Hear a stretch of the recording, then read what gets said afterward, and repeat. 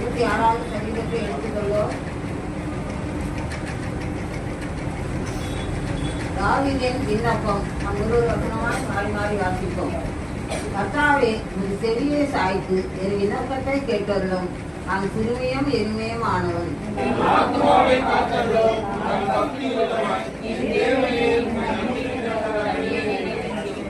ஆண்டவரே, எனக்கு இறங்கும். நாடோறும் உம்மை நோக்கி கூப்பிடுகிறேன்.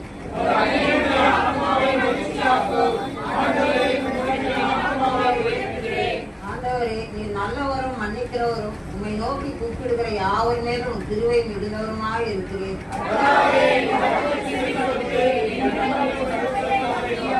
நான் துயரப்படுகிற நாளில் உம்மை நோக்கி கூப்பிடுவேன். நீர் என்னை கேட்டறிவீர்.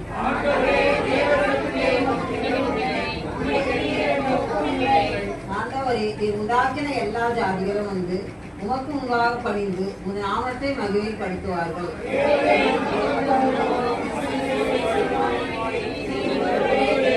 கர்த்தாவே, உமது வழியில் எனக்கு போதியும். நான் உமது சத்தியத்திலே நடக்கேன்.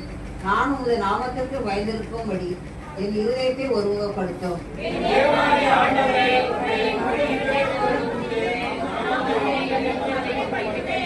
எனக்கு பாராட்டின உங்கள் கிருபை பெரியது. என் ஆத்துமாவை தாழ்ந்த பாதாளத்திற்கு தப்பிட்டு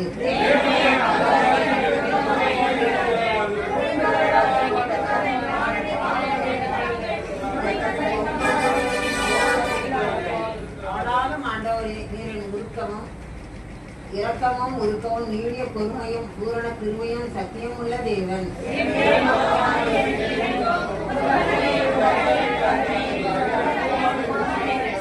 சேர்த்து வாசிப்போம்.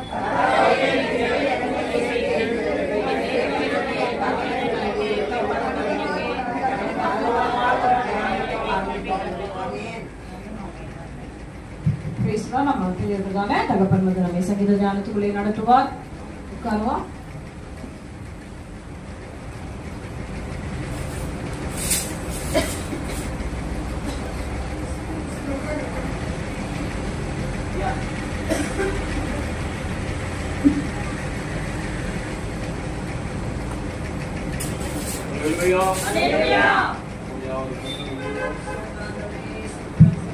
Hallelujah, hallelujah, hallelujah, hallelujah, hallelujah, hallelujah, hallelujah.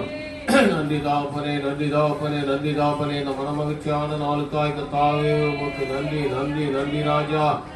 ஆண்டவரே அப்பா சோதர ராஜா, ஆண்டவரே இந்த 11வது மாதம், ஆண்டவரே இந்த 25ஆம் ஆண்டிலே 11வது மாதம் கடைசி நாளிலே அப்பா எங்களை கொண்டு வந்திருக்கிற உங்களுடைய மகா தயவு இரக்கங்களுக்காய் நன்றி செலுத்துகிற ராஜா. வந்த பிள்ளைகளை பிதா குமாரன் பரிசுத்த ஆவி நாமத்தினால வாழ்க்கை ஆசீர்வதிக்கிற ராஜா. உங்கள் வாழ்ந்து சுபித்திருப்பார்களாக. கர்த்தாவே, கடந்த 6 நாட்கள் எங்களை கண்மணி போல பாதுகாத்தீரே. அதற்காக உமக்கு நன்றி செலுத்துகிறோம். மீதம் எடுக்க வைத்தீரே, அதற்காக உமக்கு நன்றி செலுத்துகிற ராஜா. எல்லா கனமும் மகிமை துதியும் பலியும் நீங்க எடுத்துக்கொள்ளுங்க. ஆண்டவராகிய இயேசு கிறிஸ்துவின் திருநாமத்தில் பிதாவே, ஆமென். அல்லேலூயா. 86ஆம் சங்கீதத்துல 11வது வசனத்தை உமது வழியை எனக்கு போதியும். நான் உமது சத்தியத்திலே நடப்பேன். நான் உமது நாமத்திற்கு பயந்திருக்கும்படி என் இருதயத்தை ஒருமுகப்படுத்தும். அல்லேலூயா. 12ஆம் வசனத்தை வாசிங்க. என் தேவனாகிய ஆண்டவரே, என் முழு இருதயத்தோடும் துதித்து உமது நாமத்தை என்றென்றைக்கும் மகிமைப்படுத்துவேன். அல்லேலூயா. அவருடைய நாமத்தை குறித்து தாவீது அழகாய் விண்ணப்பம் பண்ணுகிறார்.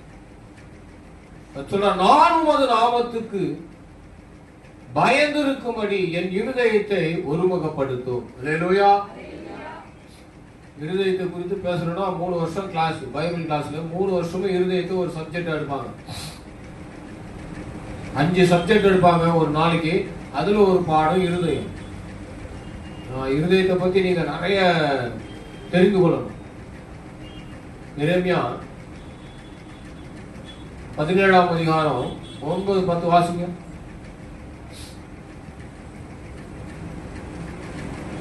பைபிள டக்கு டக்குன்னு போடட்டும். அந்த மாதிரி ஆட்களே இல்ல. எல்லாவற்றையும் பார்க்கிறோம் மகா கேடுள்ளதமாய் இருக்கிறது. அதை அறியத்தக்கவன் யார்? கர்த்தராகிய நானே ஒவ்வொருவனுக்கும் அவனவன் வழிகளுக்கும் அக்கறை கொடுக்கும்படி இருதயத்தை ஆராய்கிறவரும் உள்ளியந்திரியங்களை சோதித்து அறிகிறவரும். வாசிங்கயா, புரிஞ்சுதா? சோத்ரம். இந்த இருதயமானது மகா கேடுள்ளதும் கிறுக்குள்ளதுமாய் இருக்கிறது. அல்லேலூயா. அப்போ இந்த இருதயத்தினுடைய சப்ஜெக்ட் நம்ம பார்க்கணும்னா நிறைய பார்க்க வேண்டியிருக்கு. ஆனா நேரம் இல்லை நமக்கு. சங்கீத ஆலோசனை ஒரு 10 நிமிஷம் தான், கூட ஒரு 5 நிமிஷம் எடுத்துக்கலாம், அவ்வளவுதான். அப்போ இருதயமாகிய இந்த பலகையின் மேலே நாம என்ன பண்றோம்னா லேயர் சிறு வயசுல சில காரியங்களை பெற்றோர்கள் என்ன பண்ணுவாங்க, குழந்தைகளை படுக்க வச்சுட்டு கதை சொல்லுவாங்க. அல்லேலூயா. முக்கியமான அது நேரம், அது முக்கியமான நேரம் செய்ய வேண்டிய ஒரு காரியம் தான். ஆனா குழந்தைகளை தாளாட்டும் பொழுது, பாராட்டும் பொழுது, நீங்க ஜெபிக்கும் பொழுது குழந்தைகளை பக்கத்திலே, அது கை குழந்தையா இருந்தாலும் பால் குடிக்கிற குழந்தைகளை பக்கத்திலே வச்சுக்கணுமா. அப்படி விஷயங்கள் எல்லாம் உங்களுக்கு, ரகசியங்கள் எல்லாம் உங்களுக்கு நான் தெரியணும், கர்த்தர் உங்களுக்கு வெளிப்படுத்துவார். அல்லேலூயா. அது மாதிரி சின்ன பிள்ளைகளை நீங்க பக்கத்துல வச்சு கதை சொல்லும் போது வேதத்தினுடைய ரகசியங்களையும் கதைகளையும் சொல்வீர்களானால் அந்த இருதயமாக பலகையில் அதை எழுதி கொள்வார்கள். அல்லேலூயா. ஆனா நாம நம்முடைய ஜனங்கள் அப்படி செய்கிறது இல்லை. உங்க தாத்தா இப்படி பண்ணிட்டாராக்கோ, உங்க ஆயா இப்படி பண்ணிட்டாராக்கோ, உங்க மாமா இப்படி பண்ணிட்டாராக்கோ, அந்த குடும்பத்துக்கும் நமக்கு சம்பந்தமே இல்லை. சண்டையே எப்ப பார்த்தாலும் சண்டை. இதெல்லாம் அப்படியே லேயர் சின்ன வயசுல இருந்து அடிக்கி நம்ம வளரும் பொழுது நம்முடைய பார்க்கிற பார்வைகள், இந்த உலகத்தை பார்க்கிற பார்வைகள், இந்த உலகத்தோடு நாம் வாழ்கிற வாழ்க்கை, இதெல்லாம் லேயரா இருதயத்துல அடக்கி வச்சுட்டோம். அல்லேலூயா. யாரும் இல்லைன்னு மறுக்கவே முடியாது. அல்லேலூயா. சத்தமே வரமாட்டேங்கிற. அல்லேலூயா. ஆமா. அப்போ இந்த இருதயமாகிய பலகையில லேயர் தெரியுங்களா, அடுக்கு மேல அடுக்கு, ஒரு அடுக்கு மேல ஒரு அடுக்கு, அப்படியே அடுக்கி வச்சுட்டு நாம் என்ன ஆயிட்டுமா, கிறிஸ்தவர்கள், இஸ்ரவேல் ஜனங்கள் வாழ்ந்து சுபித்திருக்க வேண்டியவர்கள் நாம் இன்றைக்கு எப்படி இருக்கிறோமா, எல்லாம் அப்படியே படுத்துட்டு இருக்கிறோம். ஒன்னுத்துக்கு உதவாத கிறிஸ்தவர்களாய் மாறிக்கொண்டிருக்கிறோம். அல்லேலூயா. கிறிஸ்துவனுடைய இதயம் நமக்கு இல்லை. ஆண்டவராகிய தெய்வத்தினுடைய இருதயம் நமக்கு இல்லை. இது ஆராய்ந்து பார்த்தீங்கன்னா நீங்க போய் உட்கார்ந்து முழங்கால் படிட்டு இந்த வசனத்தை சொல்லி பாருங்க. இந்த ஒரு வார்த்தை நான் இங்க சொல்றாரு பாருங்க, நான் உமது நாமத்திற்கு பயந்திருக்கும்படி என் இருதயத்தை ஒருமுகப்படுத்துங்க ஆண்டவரே. 100 தடவை சொல்லுங்க. உட்கார்ந்து அப்படியே முழங்கால் படிட்டு சொல்லிட்டே இருக்கும்போது தேவன் உங்களோடு கூட பேசுவார். அல்லேலூயா. அவர் பேசுகிற தெய்வம். அல்லேலூயா. அந்த இருதயத்தினுடைய அதை ஒருமுகப்படுத்த சொல்றாரு இல்லையா, அதுதான் பாயிண்ட். ஒருமுகப்படுத்தும் பொழுதுதான் நாம என்ன பண்ண முடியுமா, மலை பிரசங்கத்தில் ஆண்டவர் சொல்லும் பொழுது இருதயத்திலே சுத்தம் உள்ளவர்கள் பாக்கியவான்கள், அவர்கள் தேவனை தரிசிப்பார்கள். அல்லேலூயா. சட்டம் கம்மியா வருது. நீங்க சொன்னீங்கன்னா உங்களுக்கு தான் லாபம், எங்களுக்கு ஒண்ணு இல்ல, உங்களுக்கு தான் ஆசீர்வாதம். அதை புரிந்து கொள்ளுங்கள். அல்லேலூயா. அவருடைய நாமத்திற்கு பயந்திருக்கும்படி, என் தகப்பனே உம்முடைய நாமத்திற்கு பயந்திருக்கும்படி கர்த்தாவே என் இருதயத்தை ஒருமுகப்படுத்துங்கப்பா. அல்லேலூயா. நேற்று ஒரு முந்தா நாள் ஒரு மனுஷன் யூடியூப்ல ஒரு பேட்டி கொடுத்தார். அது எல்லாருக்கும் பொருந்தும், எனக்கும் பொருந்தும், அதனால அதை கவனித்து பார்த்தேன். அவர் ஒரு வார்த்தை சொல்லும் பொழுது அது ரொம்ப தெளிவாய் அது எனக்கு புரிந்தது. அவர் சிறு வயதில், அவர் படிக்கிற வயதுல அவர் ஒரு பெண்ணை நேசித்து இருக்கிறார். அல்லேலூயா. இவர் முஸ்லீமோ, அந்த பாப்பா பிராமின். அல்லேலூயா. அந்த பெண்ணை பார்ப்பதற்காக இவர் என்ன பண்ணுவாராம், சைக்கிளே போவாராம். ஒவ்வொரு ஸ்டேஷனுக்கும் சைக்கிளே போய் மெரிப்பாராம், மெரிச்சிட்டே போய் மூச்சு வாங்குமா. அப்போ அந்த பாப்பா ஒரு பார்வை பார்க்குமா. இது இருதயத்தினுடைய ஒரு அடுக்கு சொல்றேன். இது எல்லாருக்கும் உண்டு, இல்லைன்னு யாரும் மறுக்க முடியாது. அல்லேலூயா. முஸ்லீமும் பிராமணன் சேருவாங்கன்னா சேரவே முடியாது. அல்லேலூயா. ஒத்துக்கே அவர் 2 பேர் நல்லா படிச்சு மிலிட்டரி ஆபீசர் ஆகிட்டு அவர் பொண்ணை கேட்கும்போது தரமாட்டேன்ட்டாங்க. வைராக்கியமா சொல்றாங்க, தரவே மாட்டேன்ட்டாங்க. கடைசி வரல தரல. அதுக்கப்புறம் அவங்க வாப்பா என்ன பண்ணாரு, வேற வழியே இல்லடா, நான் போய் கேட்டேன், கெஞ்சி பார்த்துட்டேன், காலில் விழுந்து பார்த்து என்ன செய்ய சொல்றேன் என்ன அப்படின்னும் போது தான், நீ உன்னுடைய இருதயத்தை தான் நீ பாக்குற, எங்களுடைய இருதயத்தை நீ பாக்கலையாப்பா. அப்படின்னு சொல்லும் போது இவர் கடைசியா ஒத்துண்டார். சரி நீங்க செஞ்சு கொடுங்க, ஏதாவது ஒரு பொண்ணை பார்த்து அந்த நல்ல கட்டுங்க அப்படின்ட்டு. அல்லேலூயா. வேண்டா விருப்பா பண்ணிட்டு அந்த மேரேஜ். அந்த பாப்பாவுக்கு இந்த விஷயம் தெரிஞ்சு, தன் மனைவிக்கு தெரிஞ்ச பாப்பா சொல்லுதா, நீங்க அந்த பாப்பாவை 2வது திருமணமா பண்ணீங்க, நம்ம சட்டம் சொல்லுது இல்லையா, அதனால ஒண்ணு இல்லை அப்படின்னாரு. ஆனா அந்த மனுஷன் சொல்றார், 2 இருதயங்கள் ஒருமித்து அன்பா இருப்பதை என்னால் தாங்க முடியாது. அல்லேலூயா. அதனால நான் பண்ணிக்கவே மாட்டேன், உன்னுடைய அன்பு, உன்னுடைய அரவணைப்பு, உன்னுடைய இதுவே போதும். அப்ப அவர் இருதயத்துல, அவருக்கு இப்ப வயது 65 வயது, அந்த இருதயத்துல அந்த அடுக்க வச்சிருக்கிறார், அதை மாற்றவே முடியாது.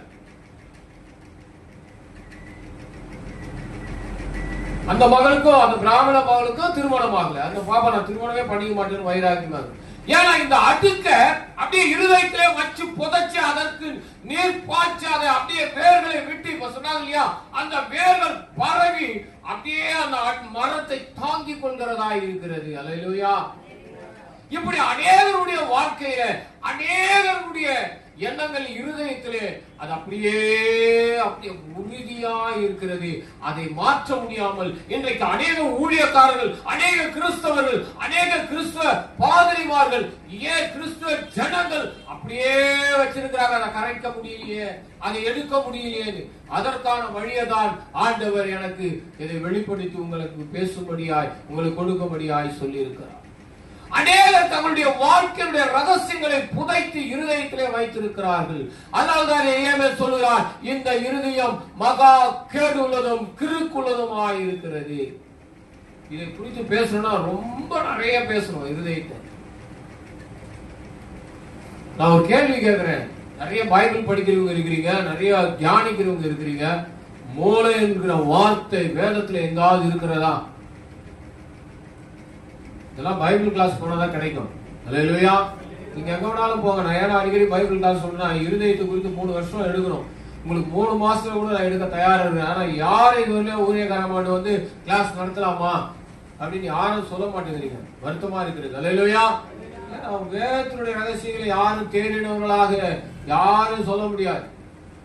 100 வாட்டி பைபிள் படிச்ச ஒரு ஐயா 101வது படிக்கும் போது சொல்றாரு, ஐயா போதும், தாங்க முடியல, எனக்கு வெளிப்பாடு அப்படின்றாராம். அல்லேலூயா. அப்படி மயங்கி விழுந்த ஊழியக்காரர்கள் உண்டு. அவ்வளவு ரகசியங்கள் இருக்கிறது. இருதயம் என்று சொன்னால் நினைவுகள், எண்ணங்கள், ஏக்கங்கள். அல்லேலூயா. ஒரே ஒரு வார்த்தை, நினைவுக்கு மாத்திரம் ஒரு வார்த்தை சொல்ற. மத்தேயு 9:4 வாசிங்க. டக்குனு எடுங்க, புதிய ஏற்பாட்டுல மத்தேயு 9:4 வாசிங்க. இயேசு அவருடைய நினைவுகளை அறிந்து, நீங்கள் உங்கள் இருதயங்களில் பொல்லாதவைகளை சிந்திக்கிறது என்ன? நீங்கள் உங்கள் இருதயங்களிலே பொல்லாதவைகளை சிந்திக்கிறது என்ன? வாசிங்கய்யா. உன் பாவங்கள் மன்னிக்கப்படுவது என்று சொல்வதோ, உன் பாவங்கள் மன்னிக்கப்படுவது என்று சொல்வதோ, எழுந்து நடவென்று சொல்வதோ எது எளிது? ஆமென். போதும் ஐயா, போதும் ஐயா. பாருங்க, அவர் சொல்றார், அவருடைய நினைவுகளை கர்த்தர் என்ன பண்றார்? அறிந்திருக்கிறார். அப்ப அவருடைய இருதயத்தின் நினைவுகள் எப்படி இருக்கிறதா? பொல்லாததா இருக்கிறது. இதை கரைப்பதற்கு எந்த இன்ஜெக்ஷனோ மருந்தோ மாத்திரைகளோ இல்லைங்க.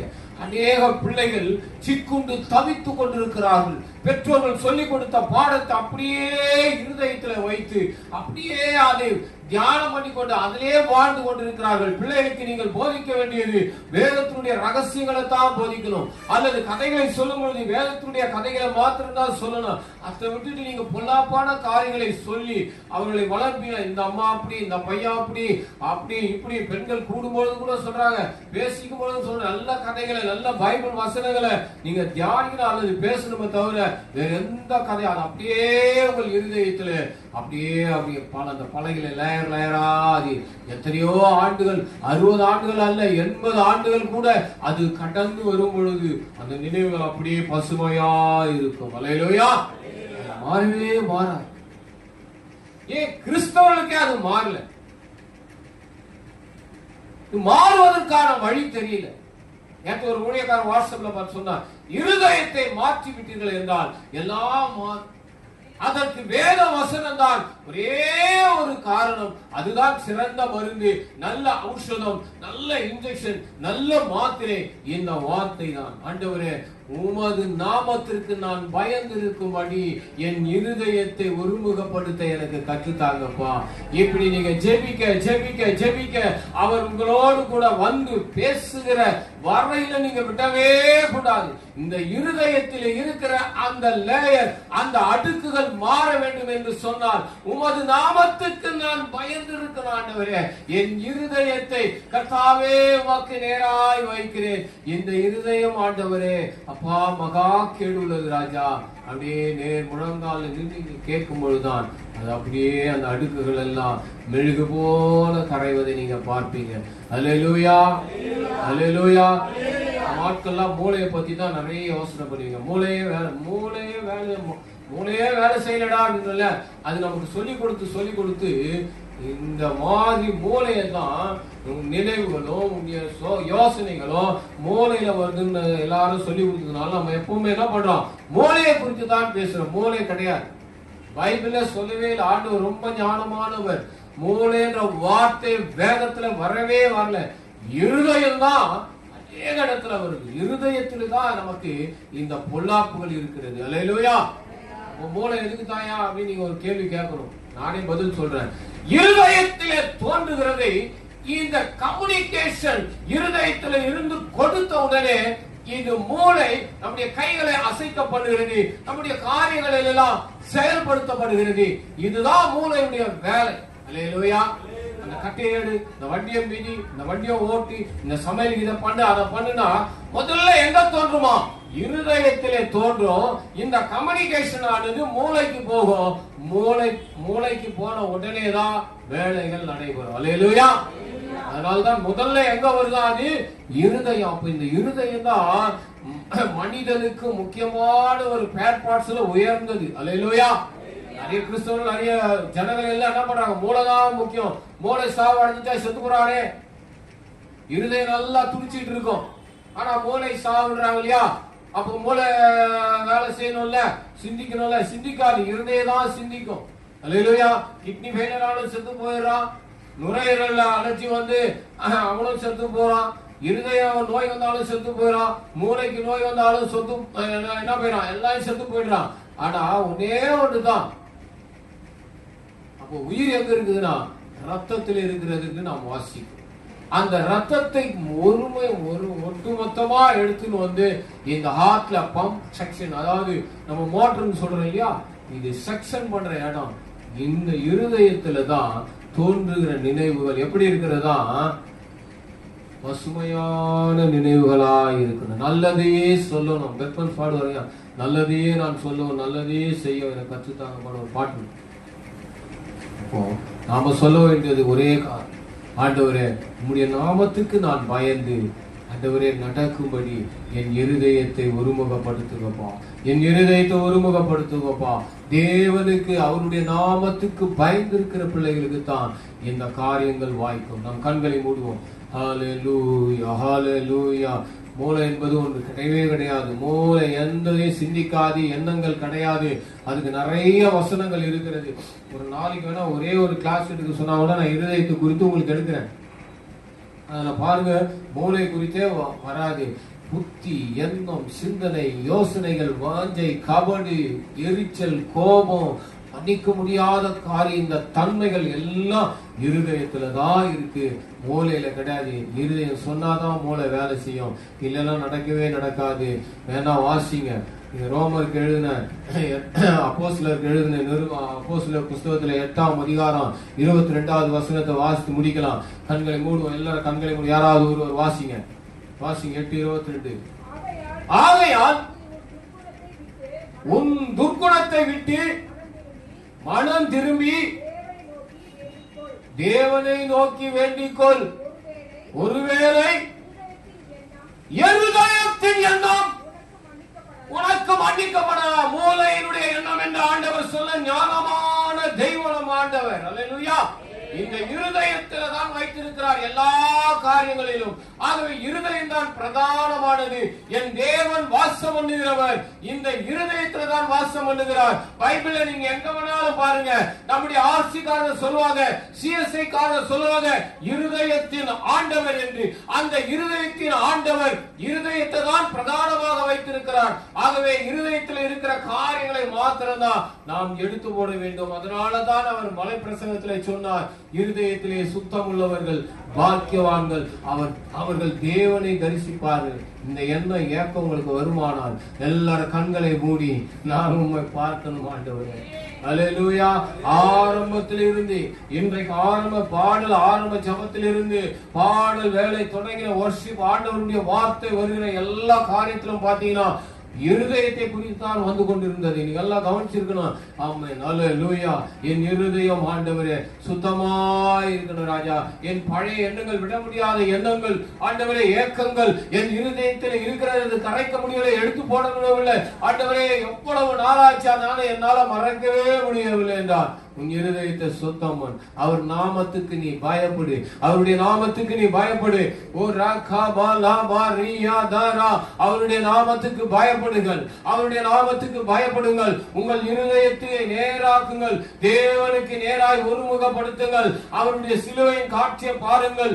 எண்ண முடியாத, எண்ணிக்கையில் அடங்காத, அதை யோசிக்க முடியாத, சிந்தனையில் கொண்டு வர முடியாத, வானங்கள் கொள்ளாத மட்டும் அறிவோ ஞானமோ அந்த சிலுவை இருக்கிறது. நீங்க சிலுவை நோக்கி பார்க்கும் பொழுது உங்களுடைய இருதயத்தில் இருக்கிற எல்லா நினைவுகளும் அற்று போய் தேவனையே நோக்கி அண்டி கொண்டிருப்பது பாக்கியம் என்பதை உங்களுக்கு தெளிவுபடுத்துவார். ஆண்டவரே உமக்கு நன்றி அப்பா. என் பிள்ளைகளுக்கு இருதயத்தை குறித்து, எனக்கு இருதயத்தை குறித்தும் பேசினீரேன். நன்றி தகப்பனே. வருகிற நாட்கள் இவர்களை சாட்சியாக நிறுத்துகிறார். எல்லா கன மகிமை துதிய பலி நீங்க எடுத்துக் கொள்ளுங்க. என் ஆண்டவராக இயேசு கிறிஸ்துவின் திருநாமத்தில் பிதாவே, ஆமென். தாயாருக்கு ஆண்டவர் வெளிப்படுத்துகிறார். அந்த கணவரை குறித்து அவங்க விட முடியாத நிலையில ஒரு எண்ணத்தை வைத்திருக்கிறாங்க. அது எடுத்து போட்டால்தான் தேவன் உங்களை உயிர்ப்பிப்பார். நீங்க சேர்த்த பணத்தை கூட உயிரோடு எழுப்ப முடியும். அல்லேலூயா.